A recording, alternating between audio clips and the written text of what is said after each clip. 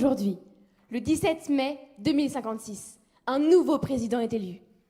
Il a l'esprit de François Mitterrand, le dynamisme de Nicolas Sarkozy, l'humour de François Hollande et de Jacques Chirac, et enfin, la jeunesse d'Emmanuel Macron. Il a les yeux marrons, comme 55% des Français. Il est breton, comme 70% des Français.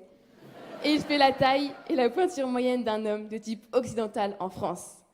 Pour la première fois, un président génétiquement modifié, programmé pour être président, est élu. Avec la manipulation génétique, nous sommes aujourd'hui tout près d'une nouvelle ère qui amène beaucoup de réponses, mais aussi beaucoup de questions.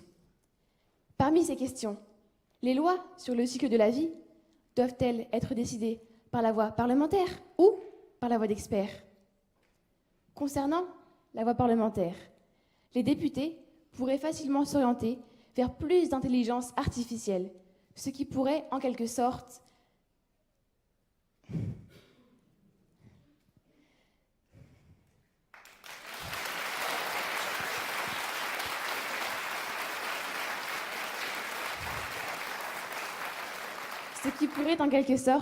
améliorer le quotidien, la santé publique, pour l'intérêt personnel de chacun. Tandis que, selon la voix des penseurs, manipuler génétiquement une personne pourrait en quelque sorte la priver de sa liberté afin de satisfaire le désir des autres. Parmi ces autres, les parents, ce seraient les principaux responsables des choix dont serait constitué leur enfant. Ceci grâce au nouveau catalogue de méthodologies génétiques. La couleur des yeux, des cheveux, de la peau, le sexe, ils pourront choisir l'enfant idéal. Calme, bosseur, fort en maths, musicien, sportif, sociable mais pas trop, serviable avec ses parents. Car dès lors que l'enfant serait en grande partie défini par ses parents, il deviendrait investissement. Il serait ainsi suivi médicalement en permanence, ce qui restreindrait encore plus sa liberté tout court, mais aussi sa liberté de penser. Avez-vous des amis? Leur faites-vous confiance? Et les personnes qui seront issues de manipulations génétiques, pourriez-vous leur donner votre confiance à elles aussi? Élire le super président évoqué tout à l'heure? Je pense aussi qu'il ne faut surtout pas laisser de sujet dans l'ombre parce qu'on en a peur. Tout le monde a peur de la mort. Est-ce pour cela qu'on ne doit pas y réfléchir? Personne n'a envie de perdre quelqu'un de proche. Pourtant, nous devons y penser et respecter les choix individuels. Étant en démocratie, il est nécessaire d'évoquer tous les sujets pour que celle-ci continue à vivre. Alors, faut-il laisser les députés ou les experts décider de ce que doivent être les lois sur le cycle de la vie? Pour moi, il faut laisser le travail de recherche à des experts. C'est une décision trop importante pour être traitée à la légère. Comment savoir si la PMA, la GPA et l'euthanasie doivent être autorisées ou interdites quand on n'a pas forcément d'expérience en justice ou en sciences de la vie? Toutefois, les experts sont souvent trop âgés pour voir les conséquences des choix qu'ils vont prendre. Et c'est nous qui en verrons les conséquences. Alors que voulons-nous? Avoir le droit de vie ou de mort fait peser un poids terrible sur la conscience de la personne qui aurait le dernier mot ou le dernier jugement. Mais qui doit décider?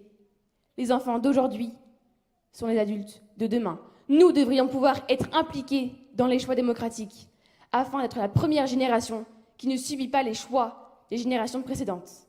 Merci.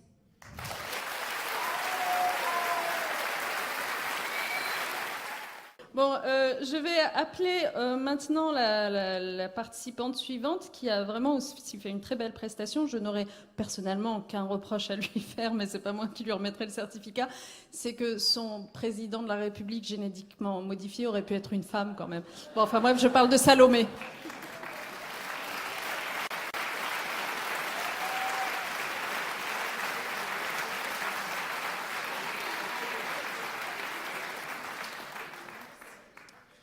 Bravo Salomé, moi aussi j'ai beaucoup adoré. Hop là. On la refait? Donc merci beaucoup Salomé. Moi aussi j'ai adoré ta version génétiquement modifiée du président.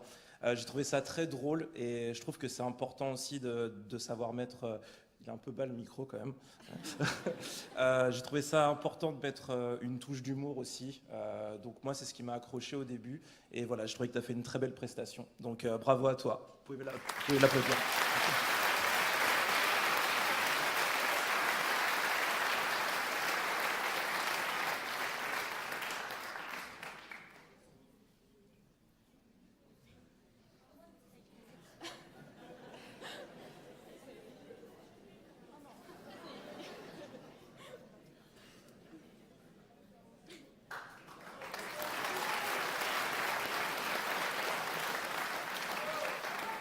Alors, j'aimerais remercier toutes les personnes qui m'ont soutenue pour ce projet.